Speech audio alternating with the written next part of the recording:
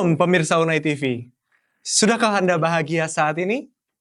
Sekarang, jangan skip video ini, karena kita akan belajar sesuatu yang menarik. Perkenalkan, saya Moses Sarjono, saya Fakultas Filsafat tingkat 4, dan saya tidak sendiri saat ini, karena saya ditemani oleh rekan-rekan saya.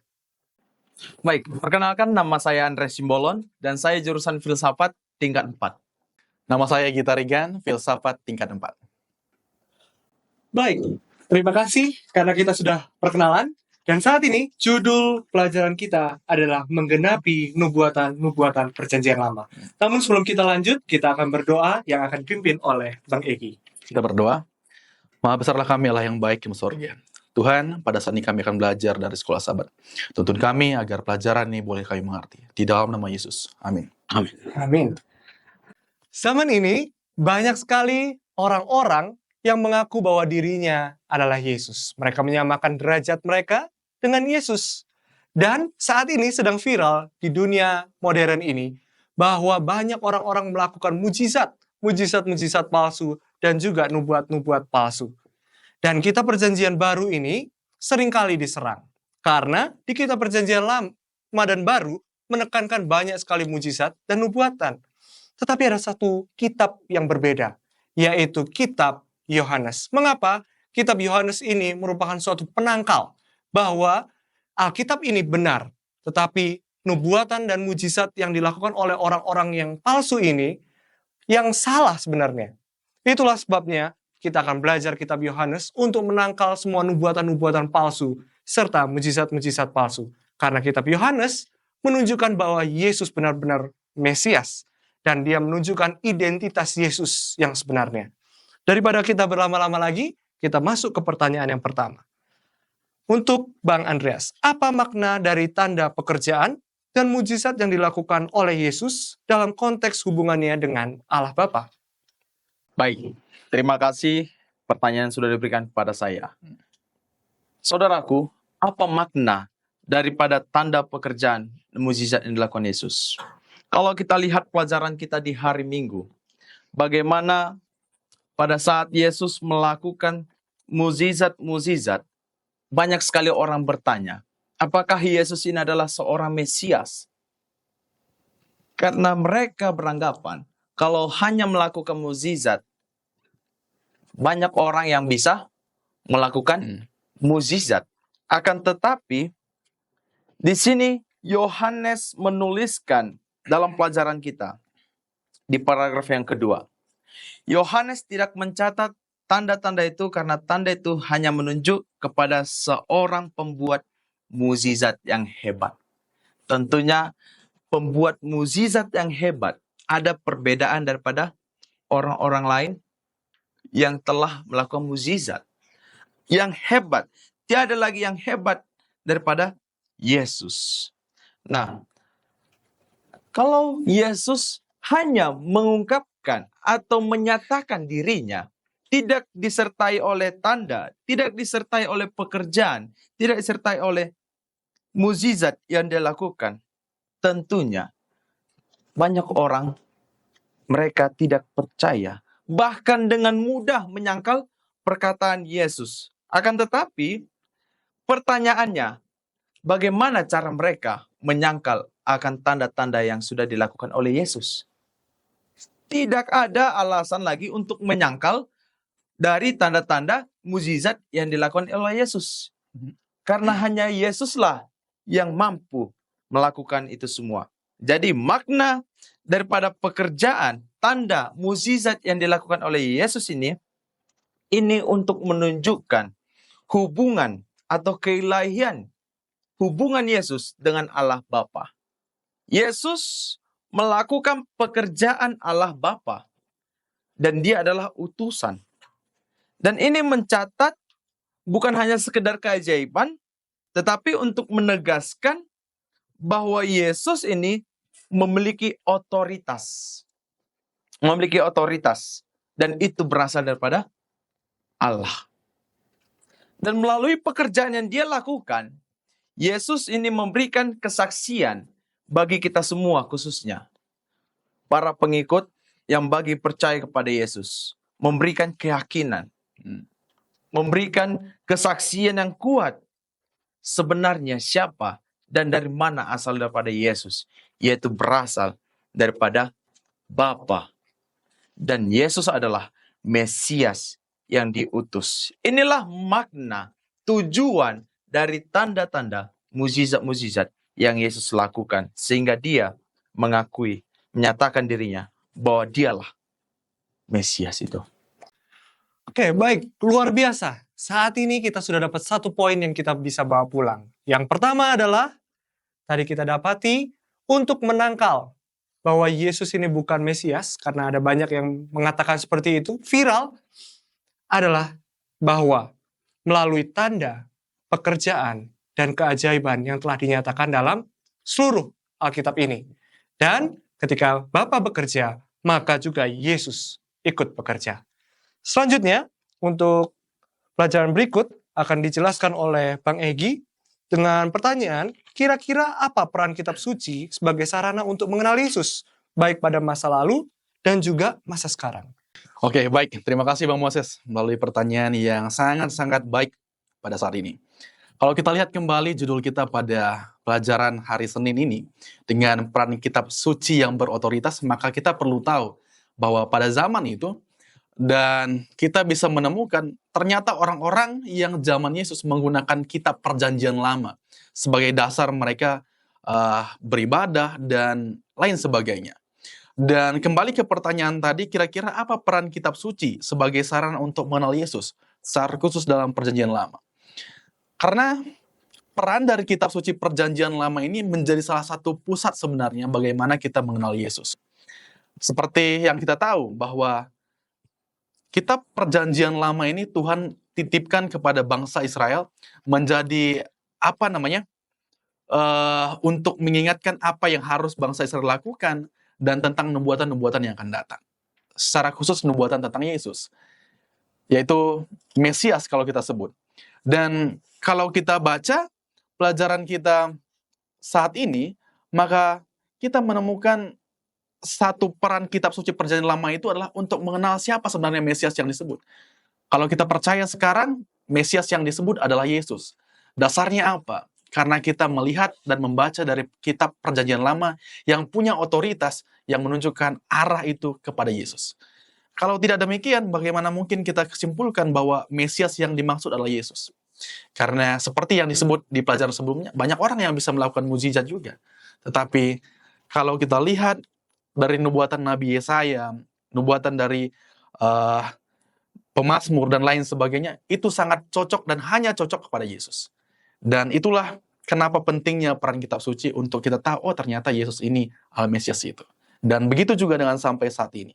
Baik masa lalu, masa sekarang, kitab suci adalah satu pegangan kita untuk mengetahui siapa Yesus, apa yang Yesus mau, dan kenapa kita ikut dia. Mungkin itu saja Bang Moses. Oke, baik, terima kasih. Jadi kita sekarang sudah dapati bahwa apa sih fungsi Alkitab, khususnya dalam perjanjian lama, bahwa kitab perjanjian lama adalah saksi yang kuat untuk menangkal semua berita-berita palsu tentang Yesus. Dan kitab perjanjian lama ini adalah selain saksi yang kuat, ini juga digenapi di perjanjian baru. Jadi semakin jelas bahwa Yesus memiliki bukti yang kuat bahwa dia adalah Mesias. Selanjutnya, pertanyaan untuk Bang Andreas, mengapa penting bagi Yesus untuk menegaskan otoritas kitab suci ketika berbicara tentang identitas dan misinya sebagai penggenapan nubuatan dari perjanjian lama? Baik, tentunya itu adalah sangat penting. Karena tadi, bahwa otoritas yang dimiliki oleh Yesus ini adalah otoritas yang tidak dapat diganggu-gugah lagi. Sehingga Yesus menekankan otoritas kitab suci, karena melalui Alkitab inilah banyak sekali yang membahas kisah-kisah, kesaksian yang tertuju siapa Yesus itu. Jadi mengapa Yesus itu menekankan kitab suci untuk menunjukkan siapa dirinya sebenarnya. Kalau kita lihat di paragraf yang kedua, pelajaran kita hari Selasa, bagaimana sementara itu Yohanes mencatat banyak kutipan langsung kiasan dari perjanjian lama itu hanya merujuk kepada Yesus. Dan juga sebagai penggenapan janji perjanjian lama tentang Mesias. Jadi Yohanes juga dia sudah mencatat bahwa dari perjanjian lama ini merujuk kepada kepada Yesus dan juga penggenapan janji. Akan tetapi kalau kita lihat pelajaran kita ini sangat menarik. Yang percaya itu bukan para pemimpin-pemimpin agama. Namun para pemimpin agama saat itu mereka percaya akan kitab suci. Namun mereka tidak sepenuhnya memahami bahwa kitab suci inilah tertuju kepada Yesus. Jadi kitab suci ini menunjukkan siapa Yesus itu adalah Mesias yang sudah dinanti-nantikan, yang sudah dijanjikan di dalam perjanjian lama.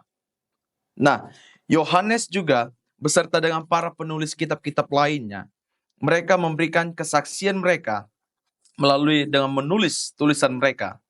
Mereka memperlihatkan bagaimana kehidupan, bagaimana pekerjaan, bagaimana juga kebangkitan, kematian, dan bagaimana kebangkitan yang Yesus sudah lalui.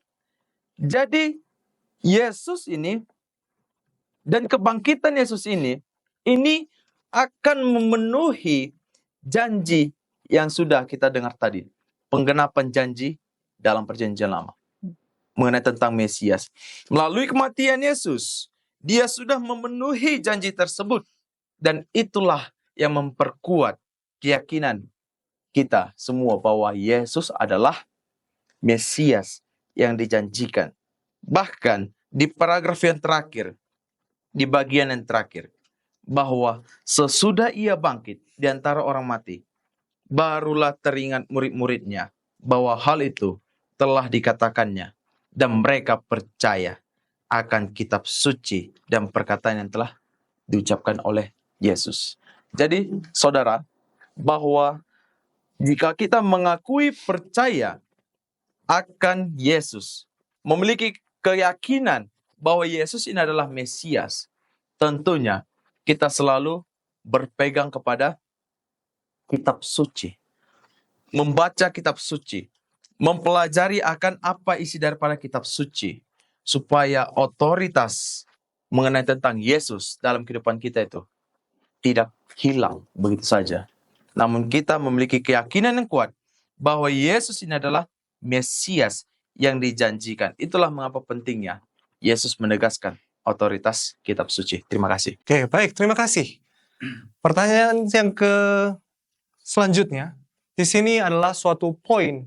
Dan poin ketiga ini memiliki dua bagian. Dan bagian yang kedua ini akan dijelaskan oleh Bang Egy, yaitu dengan pertanyaan, apakah terlalu sedikit nubuatan yang Yesus genapi, sehingga banyak orang pada zaman itu sulit percaya pada Yesus? Oke, baik. Kalau kita lihat pelajaran kita ini sepertinya sangat-sangat menarik karena melalui apa yang sudah kita sampaikan dari awal, pelajaran hari Sabtu petang, Minggu, Senin, sampai ke hari Rabu ini kita akan menjawab. Sebenarnya apakah terlalu sedikit ya nubuatan yang digenapi oleh Yesus sehingga banyak orang yang sepertinya tidak percaya pada Yesus? Atau apa yang sebenarnya menjadi dasar mereka sepertinya udah ada nubuatan dan Yesus genapi tapi mereka masih tidak percaya? Kalau kita lihat pelajaran kita di hari Rabu, ada kalimat bilang begini, Bang Moses. Perkiraannya beragam. Namun beberapa para ahli berpendapat bahwa Yesus dari Nazaret telah menggenapi ratusan nubuatan dari perjanjian lama. Ini menurut beberapa ahli. Namun kalau kita baca sendiri dalam Alkitab, kita akan menemukan sampai puluhan, bahkan lebih, nubuatan yang Yesus sendiri sudah genapi. Kalau kita lihat ini, kira-kira menurut kita sebagai pembaca lah, apakah mungkin itu terlalu sedikit untuk merujuk kita percaya pada Yesus? Saya rasa tidak. Dan kalau kita lihat juga dikatakan begini, tidak diragukan lagi kelahiran, kehidupan, dan kematian Kristus telah dinubuatkan dalam perjanjian lama. Jadi kalau kita lihat semuanya sebenarnya sudah tertata dari perjanjian lama. Tergantung bagaimana seorang itu membaca, mengerti, dan begitu juga dengan pikirannya. Dia punya motif untuk membaca itu sebenarnya apa gitu. Karena banyak pada zaman itu para ahli agama, mereka punya dasar untuk membaca Alkitab untuk menjatuhkan Yesus, sehingga mereka tidak akan menemukan kebenaran itu. Dan kalau kita lihat di hari Rabu ini ada beberapa nubuatan disebut di sana. Ada di Yohanes 12 ayat 14. Kalau kita lihat di sana mencakup tentang nubuatan Nabi Zakaria bahwa seorang raja akan datang dan mengendari seekor keledai. Kalau kita baca di kitab Yohanes, yang menggenapi itu adalah Yesus. Begitu juga dengan di dalam Yohanes 19 ayat 37. Kalau kita lihat, itu adalah nubuatan tentang bagaimana Yesus akan ditikam. Itu sudah dinubuatkan di Zakaria 12 ayat 10. Jadi semuanya ini sangat berkesinambungan. Jadi saya rasa tidak mungkin terlalu sedikit.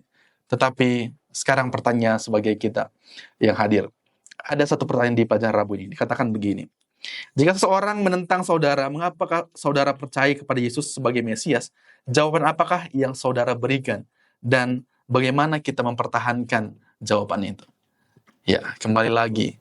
Pelajaran hari Senin tadi, yaitu menggunakan Alkitab sebagai kitab suci yang berotoritas untuk menjawab. Mungkin itu saja, Pak Moses. Oke, baik, terima kasih. Jadi sudah ada dua bagian yang sudah dijelaskan oleh Bang Andreas dan Bang Egi, bahwa terdapat banyak nubuatan perjanjian lama, dan banyak yang digenapi oleh Yesus. Bahkan Yesus mengatakan bahwa kitab-kitab perjanjian lama merujuk kepada dirinya.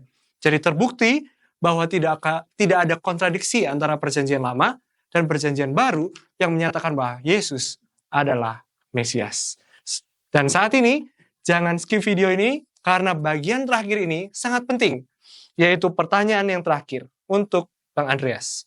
Mengapa banyak pemimpin agama Yahudi pada zaman Yesus justru menolaknya, meskipun mereka seharusnya mengenali dia sebagai Mesias yang dijanjikan? Jadi kalau kita lihat pelajaran kita ini, yang dimana Yesus sudah melakukan mukjizat, Yesus sudah melakukan tanda-tanda yang menunjukkan bahwa dia adalah Mesias. Dan juga Yesus sudah menekankan otoritas kitab suci yang menunjukkan bahwa dialah Mesias yang dijanjikan, yang dinubuatkan dalam perjanjian lama. Jadi dalam kitab suci juga itu tertuju kepada Yesus. Mengapa mereka tidak percaya dan mengapa mereka banyak percaya? Jadi para pemimpin agama Yahudi, mereka menolak Yesus itu oleh karena mereka terlalu terikat dengan tradisi dan filosofi mereka sendiri. Inilah yang membuat mereka menjadi tidak percaya. Karena sudah terikat, mereka juga takut kehilangan akan apa yang sudah mereka banggakan selama ini. Sebagai pemuka, sebagai pemimpin agama, dan mereka takut kehilangan kepercayaan akan orang-orang banyak. Ini adalah alasan mengapa mereka tidak percaya. Sehingga apa yang Yesus ungkapkan, apa yang Yesus sudah tunjukkan bagi mereka, mereka menutup mata rohani mereka untuk percaya kepada Yesus. Yesus mengungkapkan kebenaran ilahinya. Mereka tidak percaya. Yesus mengatakan, bahkan yang menariknya sini, Yesus mengatakan kepada mereka bahwa dalam Yohanes 8:23, bahwa mereka berasal dari bawah dunia ini. Apa maksudnya? Apa maksud daripada mereka berasal dari bawah dunia ini?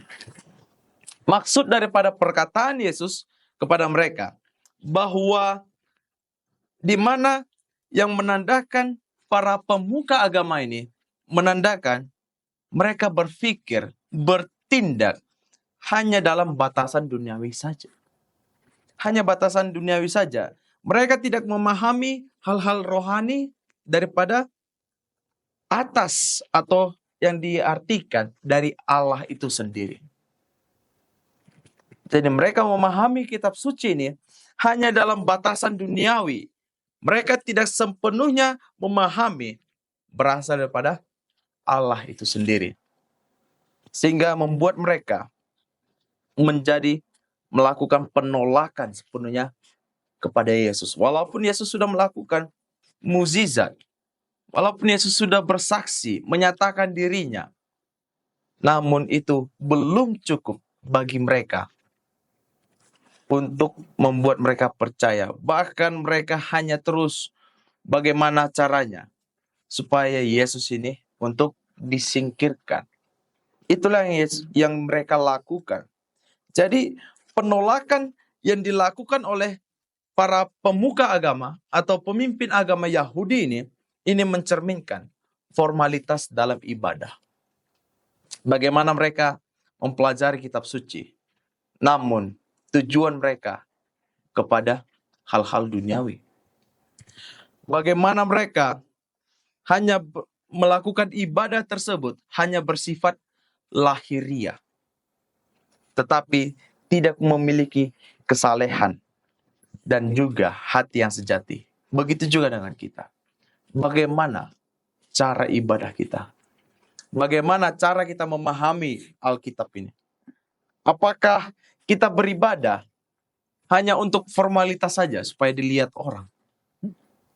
Apakah kita ibadah hanya untuk menunjukkan agama kita yang sebenarnya, namun sebenarnya kita sama seperti para pemimpin agama Yahudi ini, tidak percaya kepada Yesus. Jangan sampai kita menganggap bahwa saya adalah rajin ibadah, saya benar-benar pengikut, saya memiliki iman kepada Yesus. Namun pada saat tiba saatnya kedatangan Yesus yang kedua kali, Dia tidak mengenal kita. Oleh karena peribadahan kita hanya formalitas saja. Dan bahkan di sini, aku bukan dari dunia ini. Itu yang Yesus katakan kepada mereka. Menunjukkan bahwa Dialah sama dengan Allah yang diutus Allah sebagai Mesias, supaya membawa keselamatan bagi orang yang percaya, bukan bagi orang yang tidak percaya. Namun sangat disayangkan, malahan orang yang mempelajari akan kitab suci, orang yang pemimpin agama, mereka tidak percaya. Namun orang banyak Yahudi, mereka melampaui pemimpin agama tersebut dan melihat sendiri dengan mata mereka sendiri siapa Yesus itu, dan mereka banyak yang percaya. Namun inilah menjadi alasannya mengapa banyak pemimpin agama Yahudi itu tidak percaya, karena mereka sudah terikat oleh tradisi, filosofi mereka sendiri yang menjebak mereka dalam hal itu. Wah, pesan yang sangat dalam dari kitab Yohanes kali ini, bahwa kita diingatkan saat ini kita sudah mengetahui Yesus itu siapa, dan kita juga sudah merasakan kehadirannya. Pertanyaannya, apakah kita masih ibadah formalitas dan membaca Alkitab cuma untuk mencari kesalahan atau untuk mencari kebenaran? Kita renungkan pesan ini, dan poin-poin tadi yang sudah kita dapati saat ini akan diringkas menjadi satu poin penting yang akan kita bawa pulang, yang akan diringkaskan oleh Bang Eki. Baik, terima kasih. Kalau kita lihat kembali ke judul, kita akan menemukan satu pekabaran yang sangat menarik, teman-teman sekalian. Kalau kita lihat judulnya menggenapi nubuatan perjanjian lama. Dan kalau kita baca tadi, kita sudah tahu bahwa itu merujuk kepada Yesus. Oleh sebab itu, kalau kita lihat, jangan sampai kita umat Tuhan sampai saat ini masih meragukan siapa sebenarnya Yesus itu dalam hidup. Dan di pelajaran hari Jumat, kalau kita lihat tadi, kata Allah tidak menyembunyikan kebenarannya dari manusia. Tuhan selalu tunjukkan. Dan begitu juga tantangan kita pada akhir zaman nanti. Akan banyak sekali tantangan-tantangan, bahkan Mesias-Mesias palsu akan bermunculan. Dan mereka mungkin bisa membuat mujizat-mujizat seperti apa yang Yesus lakukan. Mampu menyembuhkan, mampu melakukan hal-hal mujizat yang luar biasa yang lain. Tetapi menjadi dasar kita melalui pelajaran ini kita harus kembali ke Alkitab Perjanjian Lama, begitu juga dalam Perjanjian Baru, dan secara khusus kitab Yohanes ini. Mungkin itu saja Pak Moses. Oke, baik. Ini suatu grand point bagi kita bahwa apapun yang terjadi, kembalilah kepada Alkitab dan meminta tuntunan dari Roh Kudus supaya dapat mengaplikasikan dalam hidup kita. Demikian pelajaran kita, dan kita akan tutup dengan doa yang akan dibawakan oleh Bang Andreas. Oke, kita bersatu dalam doa. Tuhan Allah Bapa kami yang di surga, terpujilah Engkau oleh karena Engkaulah Allah yang layak disembah. Hanya kepadamu lah kami beribadah Tuhan. Kami sangat bersuka cita oleh karena berkat yang Engkau berikan kepada kami. Oleh karena pemeliharaan Tuhan. Oleh karena kasih Tuhan yang begitu besar bagi kami. Pada saat ini Tuhan, kami juga merasa bersuka cita oleh karena kesempatan untuk berdiskusi, mempelajari mengenai tentang keilahian Allah. Biarlah kiranya melalui pelajaran sekolah Sabat ini dapat menarik orang-orang untuk percaya kepada Tuhan. Biarlah kiranya curahan dan tuntunan Roh Kudus Tuhan bagi umat-umat Tuhan yang mendengarkan, agar di mana kami tidak hanya membaca kitab suci secara formalitas, namun kami dapat merasakan akan tuntunan Roh Kudus itu dan menghidupkan firman Tuhan dalam kehidupan kami. Terima kasih Tuhan. Sertai kami Tuhan. Kami serahkan kehidupan kami sepenuhnya dalam tangan Tuhan. Hanya kami berdoa di dalam anak-Mu, Yesus Kristus, Tuhan dan Juru Selamat kami. Amin. Amin. Semoga melalui pelajaran ini, iman kita semakin dikuatkan, dan kiranya Tuhan Yesus memberkati kita semua.